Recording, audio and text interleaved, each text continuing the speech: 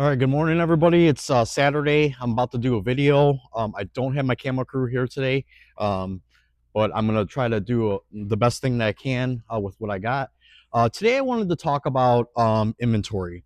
So, inventory sourcing. I'm seeing a lot of stuff out there. Another scammer. Obviously, those are going to be weekly. But I want to show you guys a difference between good inventory and bad inventory. So. Um, as you can see behind me, we got a box damage. We got some clean looking club inventory. So this is something where I'm paying a little bit extra because I want to have something that's, clean and, sellable. A lot of times what happens is people buy inventory and, you know, they overpay on it. And then what happens is if it's not clean like this, example would be this versus like something like this, right? So when you're sourcing your inventory, you need to make sure that you're finding out, is this store inventory? Is this .com inventory? Um, is it overstock? Because here's another example. So we got these heaters here, right? A little rough on the edges, and then look at this right here. We got some piles right here. Um, missing parts. Trying to get that there. So like open box. These are the things that you need to watch out for, because what's going on is we're getting like difference in when we're sourcing, we're getting differences in our types of inventory that we're getting. So here's like, case packed. This all arrived sealed, sealed on there. They did give us one of these right here, but that's nice because then we can put that on display so people can see what they're getting. This is all case pack right here with a little bit of damage, but then you kind of get over here and then you start seeing like rough things there.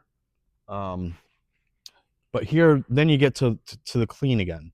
So when we get our inventory, I try my best to get overstock. But a lot of times what happens is we get stuff that slips in there. All this is pretty fresh right here. So I'm just going to kind of look back and just show you kind of, what my customers are going to see.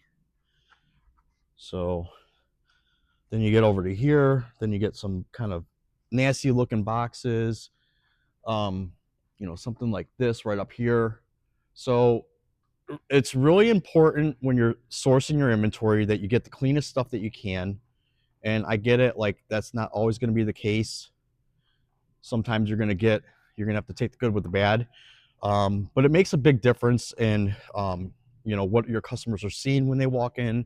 We try to keep the cleanest operation that we can with everything. So everything here kind of it's not a retail store with like the way that we put things, but here's a nice display. Here's some case pack stuff here. You know, um, the drinks, they're not expired, they're not flat, they're nice and fresh. The cereals is fresh. I saw some post about somebody buying a load with food and it was all expired. You really got to be watching out for that. You can't be just jumping into a load that you think that is gonna, it's not gonna make you money if it's expired. I don't care what any broker says. I don't care what any reseller of truckloads say. If you're gonna get expired food, expect that stuff to go to the trash, because I can tell you right now, my customers, they will not buy it.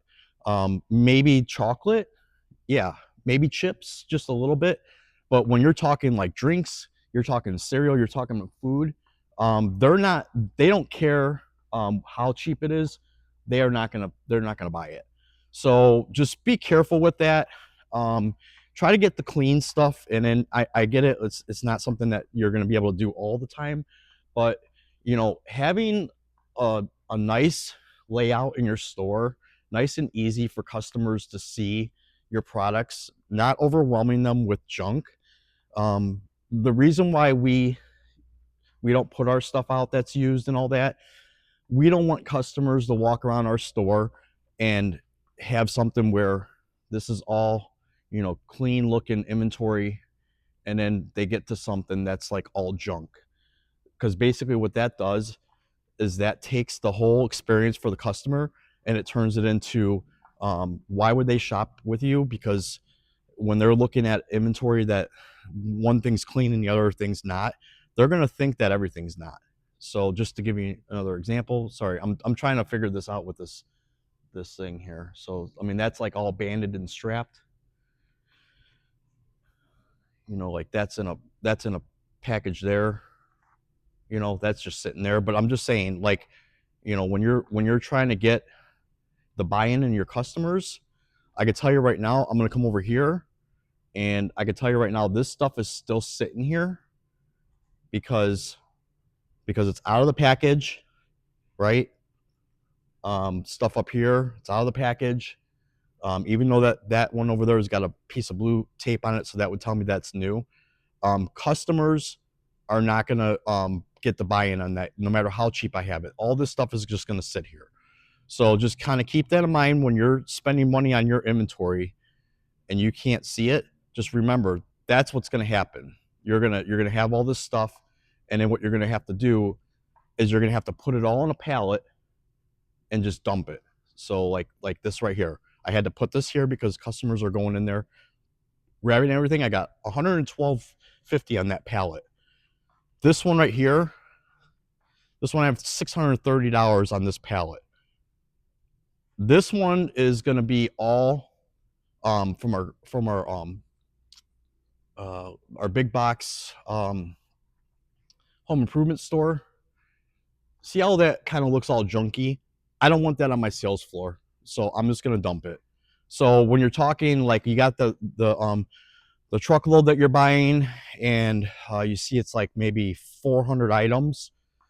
Remember, if you're not pulling the highest ticket items out of there and making your money back within the first like 20 items, that load is going to be a tough cookie. Now, if you put that stuff as bin items, that's a different story because that's just an as-is thing. But for me to take that inventory back there and put it on my sales floor, I think twice about that.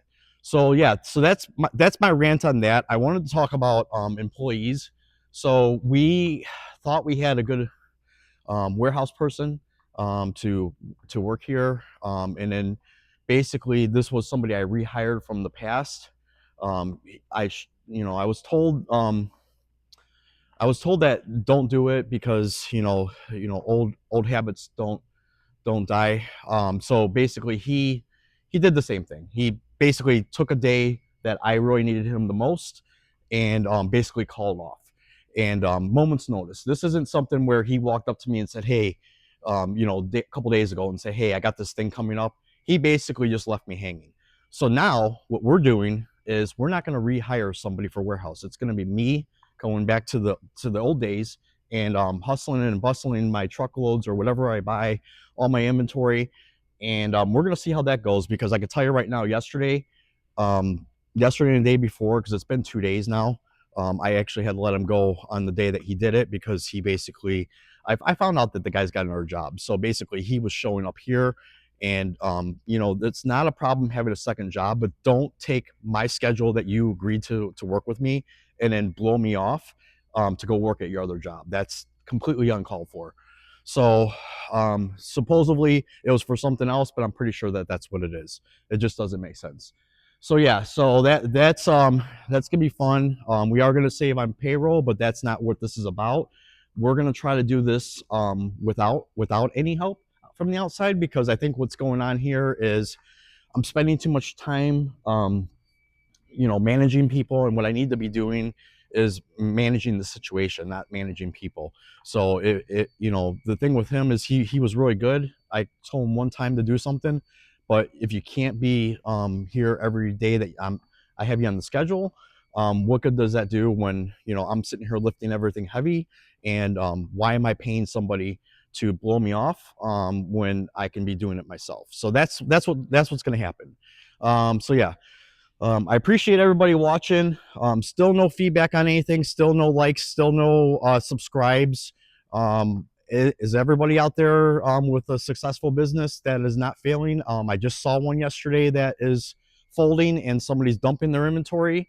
All you guys that think that you want to enter into this industry, you really need to think twice, because for one thing, the inventory is not what it used to be, right? And then second thing, the thing is like there's scammers out there taking people's money, even tenured brokers that have been selling and actually people have dealt with in the past.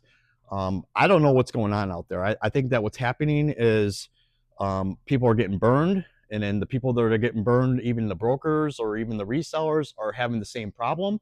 And what they're doing is they're just hosing people. They're just basically taking all their money that people send them, hard-earned money from regular resellers like me, and they're basically just seeing what can stick with what they can keep.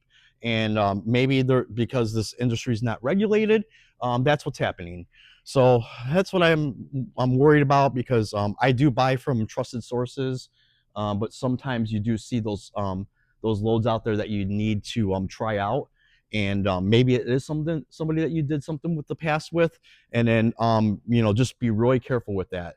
I don't know any way better to do it than to show up at the warehouse and handpick the truckload, and then maybe that's the only thing. I don't know, because once you leave that building, your load that you just agreed to is not safe. And when you got to get paranoid because you're seeing things left and right, that's just part of the industry.